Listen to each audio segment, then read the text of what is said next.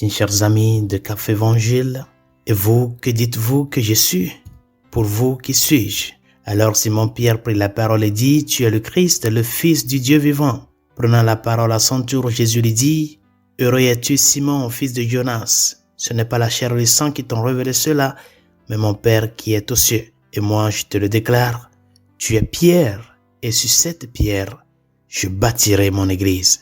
Nous célébrons ce jour, bien chers amis, la fête de la chair de Saint-Pierre. C'est-à-dire, l'Église nous interpelle aujourd'hui avec cette fête à nous rappeler de la mission spéciale confiée à Pierre par Jésus. Vous vous rappelez de tous les passages de l'Évangile où il est fait mention de la primauté de Pierre sur le groupe de 12. Pierre était le premier. Premièrement, l'appel au bord du lac de Tibériade, du lac de Galilée, où il a été appelé par le Seigneur à le suivre, et laissant tout avec les fils de Zébédée, ils le suivirent. Ce premier appel de Pierre a eu une prépondérance jusqu'au point que c'est lui qui, dans l'évangile de ce jour, confesse la foi en la divinité du Christ au nom des 11 autres. Tu es le Christ, le Fils du Dieu vivant. Et le Seigneur, après cette confession de foi, lui fait un second appel. Tu es Pierre, et sur toi, cette pierre-là, je bâtirai mon église. Et chemin faisant, au moment de la passion du Seigneur, Jésus, dans l'évangile de Luc, vient confirmer cette primauté de Pierre, ce choix qu'il avait fait de Pierre d'être le premier des apôtres et d'être la pierre angulaire de l'église. C'est-à-dire que le Seigneur donne son nom à Pierre. Il partage sa mission avec Pierre. Rappelez ces paroles du psaume que lui-même s'attribue.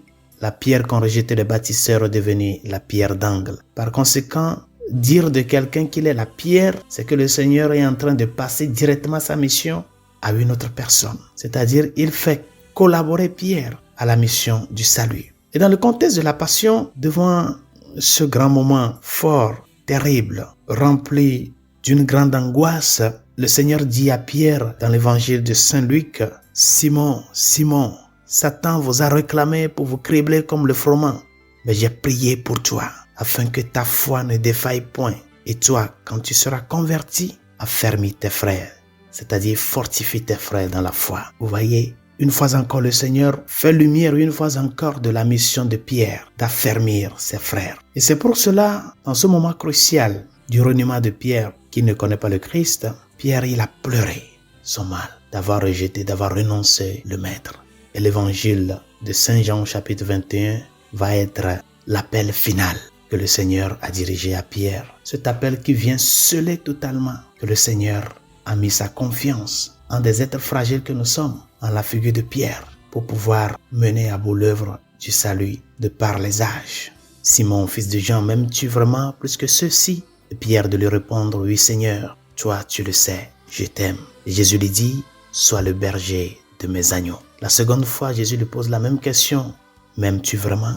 Oui Seigneur, toi tu le sais, je t'aime. Et le Seigneur de lui répondre, sois le pasteur de mes brebis. Et la troisième fois, le Seigneur lui repose la même question, Simon, fils de Jean, m'aimes-tu? Pierre fut peiné parce que la troisième fois, Jésus lui demandait, m'aimes-tu? Et lui répond, Seigneur, toi, tu sais tout. Tu sais bien que je t'aime. Et Jésus de lui répondre, sois le berger de mes brebis. Amen, amen, je te le dis, quand tu étais jeune, tu mettais ta ceinture toi-même pour aller là où tu voulais. Quand tu seras vieux, tu étendras les mains et c'est un autre qui te mettra ta ceinture pour t'amener là où tu ne voudrais pas aller.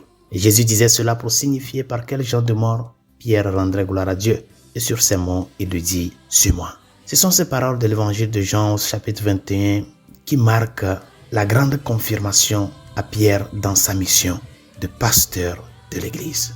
La première lecture de ce jour est une exhortation que le même apôtre Saint Pierre dirige à tous ceux qui ont la charge d'âme, spécialement nous, les prêtres.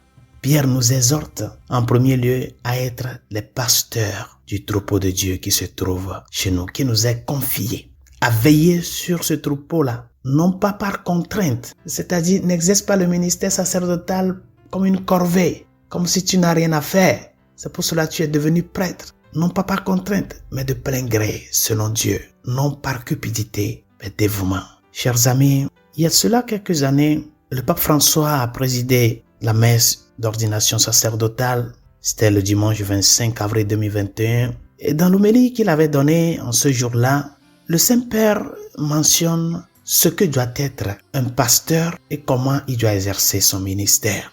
Il y a quelque chose qui a retenu mon attention dans cette homélie. Le Saint-Père disait à ceux qui seront ordonnés, il leur dit, je cite, « Quant à vous, fils bien-aimé qui est sur le point d'être promu à l'ordre du sacerdoce, considérez qu'en exerçant le ministère de la doctrine sacrée, vous participerez à la mission du Christ, l'unique maître. Vous serez comme lui des pasteurs.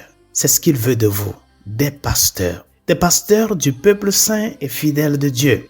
Des pasteurs qui accompagnent le peuple de Dieu, parfois devant le troupeau, parfois au milieu et d'autres fois au derrière, mais toujours là avec le peuple de Dieu. C'est cette dernière partie de cette exhortation qui interpelle mon attention. La position du pasteur. À un moment donné, il est au devant. Et qu'est-ce qu'il fait? Il ouvre le chemin.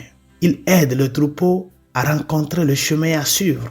Avec son bâton, il avance. Et c'est à cela que nous sommes appelés. C'est pour cela que je dis, je crois que la méditation de ce jour est plus dirigée à nous, les pasteurs de l'Église. D'être au devant, d'ouvrir le chemin, de montrer le chemin qui mène au Christ à toutes ces âmes-là qui nous sont confiées. Et de veiller à ce qu'aucune de ces âmes ne se perde. Et pour qu'ils ne se perdent pas, qu'est-ce que nous devons faire? Montrer le chemin.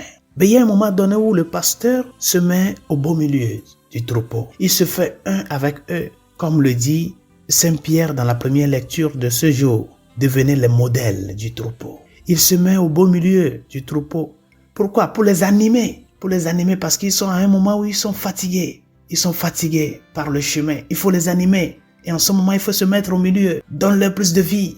C'est ce que le prêtre fait des fois. Il est avec le peuple. Il les anime. Il leur donne la force au milieu des vicissitudes de la vie. Et c'est ça qui doit être notre mission. Mais à un moment donné aussi, le pasteur est appelé à être derrière le troupeau. En quoi faisant? En les poussant vers l'avant.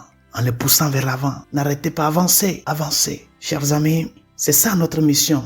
Nous qui formons partie de l'ordre sacré du sacerdoce, les évêques, les prêtres et les diacres. Mais spécialement, c'est la mission du Saint-Père, le successeur de Pierre. D'être devant à un moment donné, et avoir les yeux sur le troupeau. Quand tu vois qu'ils sont en train de défaillir en chemin, mets-toi au milieu, anime-les.